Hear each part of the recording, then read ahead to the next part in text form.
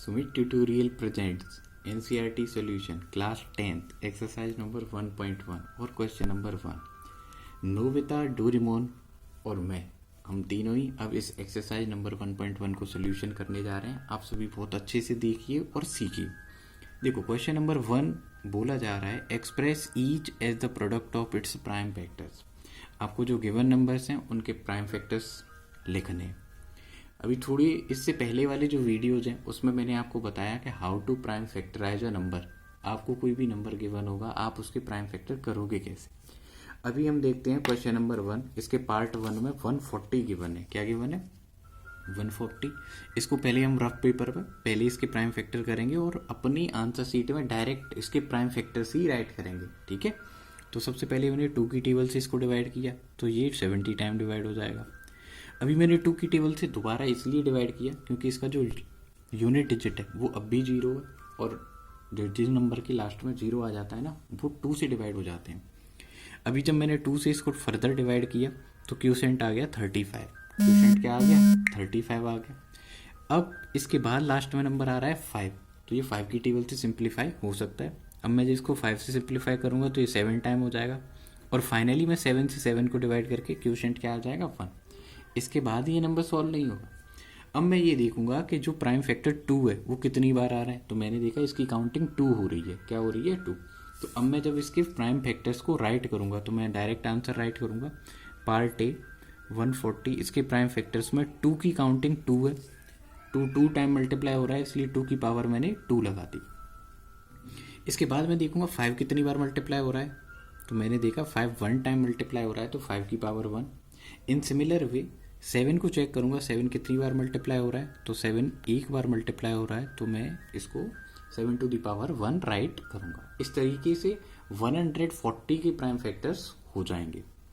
I hope आपको यहाँ तक बहुत अच्छे से समझ में आ गया होगा और इसमें कोई बहुत ज़्यादा ग्रेट कॉन्सेप्ट भी नहीं है, आपको ये सारी चीज़ें आती भी हैं। इसके बाद जो नेक्स्ट नंबर है वो 156 है। अब मुझे इसके प्राइम फैक्टर करने हैं तो मैं जो प्राइम फैक्टर करने का जो वर्क है डिवीजन मेथड वाला वो मैं रफ शीट पे ही कर लूँगा। तो 156 को डिवाइड करूँगा और मैंने फिर से देखा कि इसका जो यूनिट डिजिट है यानी वंस प्लेस पर जो नंबर लिखा हुआ है वो कैसा है? इवन है। इवन है तो ये किससे डिवाइड हो जाएगा? 2 से डिवाइड हो जाएगा। 2 से मैंने इसको डिवाइड किया तो जब मैं 2 से इसको डिवाइड करूँगा तो 2 7 जा 14 हो जाएगा और 2 8 जा 16 हो जाएगा। फिर 2 से डिवाइड करेंगे then it will divide this number 39 time. After that we should divide 39 with 3, then our quotient will be 13 and finally we divide 13 by 13 because 13 भी क्या होता है? प्राइम नंबर होता है। तो ये 13 की टेबल के अलावा किसी और से तो होगा नहीं। तो फाइनली आंसर क्या आ जाएगा? 1। तो 156 के जो प्राइम फैक्टर्स होंगे अब मैं उनको राइट करूँगा। देखो, आंसर राइटिंग में मुझे सबसे पहले अपने आप को यही ऑर्डर करने होंगे। आपको ये जानना होगा कि जो प्राइम नंबर्स हैं वो कितनी बार मल्टीप्लाई हो रहे हैं। तो मैंने देखा जो 2 है वो 2 टाइम मल्टीप्लाई हो रहा है तो मैं इसको राइट करूँगा 2 स्क्वायर। फिर मैं चेक करूँगा 3 कितनी बार मल्टीप्लाई हो रहा है तो 3 1 टाइम हो रहा है। इसी तरीके से 13 कितनी बार हो रहा है? 1 टाइम। तो मैं इस तरीके से इसको राइट कर दूंगा। तो 5 पार्ट्स में से 2 पार्ट्स तो कंप्लीट हो गए। डोरेमोन और नोबिता अब दोनों राइटिंग का वर्क कर रहे हैं। तो अभी ये राइटिंग का वर्क करने के लिए अपनी सीट पर बैठ कर काम कर रहे हैं। अब हम आगे का पार्ट देखते हैं। अब हमें 3825 के प्राइम फैक्टर्स करने हैं। अब हमें किसके प्राइम फैक्टर करने होंगे? पार्ट 3825 के। तो इसके प्राइम फैक्टर भी हम पहले की तरह ही करेंगे। प्राइम फैक्टर करने का वर्क हम किस पर करेंगे? रफ शीट पर। तो आप सब पेपर में भी रफ शीट पर ही करना प्राइम फैक्टर्स को करने का वर्क। तो अभी जो नंबर है उसको कंसिडर कर लेते हैं 3825।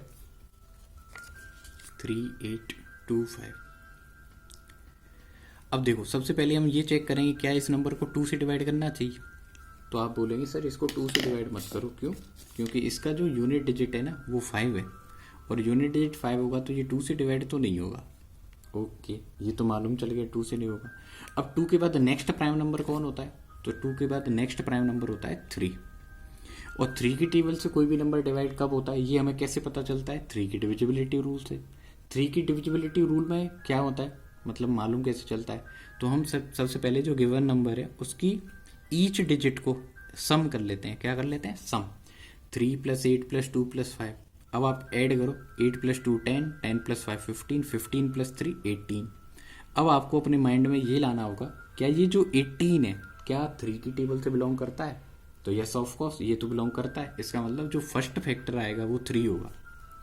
अब आप 3 की टेबल से 3 को डिवाइड करेंगे 1, 3 से 8 को डिवाइड करेंगे 3 2 जा 6, 2 आ जाएगा, फिर ये 22 बन जाएगा, तो आप इसको 7 टाइम डिवाइड कर देंगे, फिर 1 आ जाएगा, फिर ये 15 हो जाएगा, और ये फाइनली फिर से कितना आ गया 1 2 7 5। अब आप डिजिट्स को फिर से ऐड करेंगे 1 + 2 + 7 + 5। अब आप चेक करेंगे, देखो 7 और 2 9, 9 और 1 10, 10 और 5 15, इनका सम कितना आ रहा है 15। दैट मीन्स ये 3 की टेबल से दोबारा डिवाइड हो सकता है, तो आप 3 से इसको डिवाइड करेंगे, 3 4 जा 12। इसके बाद आप आगे 7 को डिवाइड करेंगे थ्रू 3 2 जा 6, और फाइनली 1 रिमाइंडर आएगा, नंबर विल बिकम 15, और आप इसको 5 टाइम डिवाइड कर पाएंगे। इसके बाद आपके पास जो नंबर आया है 4 2 5, आप इसको चेक करेंगे, 4 और 2 ऐड करेंगे 6 हो जाएगा, 6 और 5 ऐड करेंगे तो ये क्या आ जाएगा 11, और 11 3 की टेबल से डिवाइड नहीं होता। इसका मतलब 3 की टेबल का जो वर्क होना था वो कंप्लीट हो चुका है। अब हमें आगे बढ़ जाना चाहिए। 3 के बाद जो नेक्स्ट प्राइम नंबर आता है वो 5 होता है। क्या होता है 5। दैट मीन्स अब जो 425 है उसको हम 5 की टेबल से डिवाइड करने वाले हैं। तो अब आप 5 की टेबल से डिवाइड करेंगे तो 5 8 जा हो जाएगा 40, और 5 5 जा हो जाएगा 25। लास्ट में अभी भी 5 आ रहा है, दैट मीन्स ये नंबर फिर से किससे डिवाइड हो सकता है 5 से। 5 से आप 85 को डिवाइड करेंगे तो ये 17 टाइम हो जाएगा। अब आप 5 के बाद वाले प्राइम नंबर चेक नहीं करेंगे, आपको थोड़ी सी नॉलेज होनी भी चाहिए। आपको मालूम होना चाहिए 17 भी अपने आप में एक प्राइम नंबर है, तो ये और किसी की टेबल से नहीं होगा, 17 से ही होगा। तो फाइनली आपका आंसर क्या आ जाएगा 1। इस तरीके से आपके प्राइम फैक्टर हो जाएंगे 3825 के। तो जब आप 3825 के प्राइम फैक्टर लिखेंगे तो ये आ जाएगा। देखो अभी मैं आपको first question part A part B दोनों में बताया मैं। आप जब प्राइम फैक्टर्स की राइटिंग करते हैं तो आप चेक करते हैं कि कोई भी प्राइम नंबर कितनी बार मल्टीप्लाई हो रहा है। तो आप देख पाएंगे कि इसमें जो 3 है वो 2 टाइम मल्टीप्लाई हो रहा है, तो आप फर्स्ट नंबर लिखेंगे 3 स्क्वायर।